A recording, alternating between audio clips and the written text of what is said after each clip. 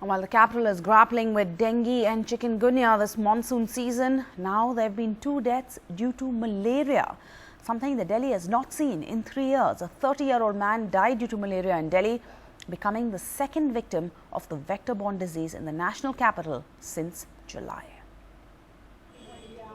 2-year-old Devyani lost her father to cerebral malaria on 4th of September. A distraught family says there was no reason for 30-year-old Praveen Sharma to die. Simple malaria, simple fever था, बहुत ज़्यादा serious नहीं थे, लेकिन फिर भी हम hospital लेके गए। मैक्स में हमने एडमिट कर दिया।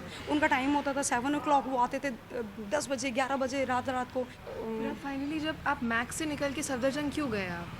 इसलिए गए क्योंकि हमें वो ठीक से इन्फॉर्मेशन नहीं दे रहे थे, कोई भी रिपोर्ट ठीक से नहीं हो रही थी। हम रिपोर्ट के लिए सुबह से शाम तक बैठे रहते थे, कभी कहते 10 मिनट, 15 मिनट, 20 मिनट और 10-15 मिनट 2-2, 3-3, 4-4 घंटे हो जाते थे। हम डर गए कि ये कर क्या रहे हैं, ना ठीक से डॉक्टर आ रहा है, ना ठीक से ये हमें रिपोर्ट दे रहे हैं, ना हमें ठीक से इन्फॉर्मेशन दे रहे हैं। When contacted, the Max Hospital in Patparganj said the patient was admitted for 5 days after being diagnosed with malaria, due to which the parasite had moved to his brain, causing cerebral malaria. We had the requisite facilities to treat the patient. Doctors were there round the clock. The patient left against medical advice on their own will.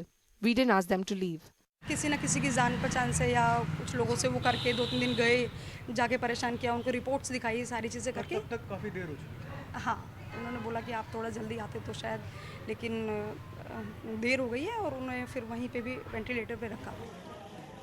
Delhi has not had any malaria deaths for 3 years, but now there have been 2 this season. बीमारी कभी भी आ सकता है, single bite में बीमारी हो रहा है और बहुत सारे हमारे जो पॉपुलेशन जो है इधर उधर से माइग्रेट करते हैं, पॉपुलेशन माइग्रेट करने के टाइम पर भी बीमारियां उनके साथ साथ उनका ब्लड में आता है। तो इसीलिए 5 साल हुआ या 2 साल हुआ बात नहीं है, हमें कोशिश करना है कि बीमारी दोबारा नहीं होना है। We asked the East Delhi Municipal Cooperation officials, the institution that is responsible to maintain health in the region, what was being done to ensure that this incident will not be repeated again.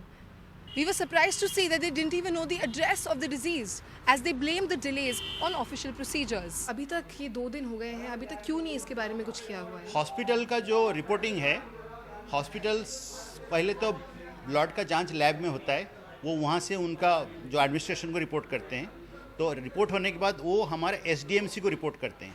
तो SDMC में सारे जो पूरा दिल्ली का तकरीबन 900 hospital dispensary का reporting system है वहाँ पर SDMC में, और वहाँ से फिर हमें कम्युनिकेट होता है।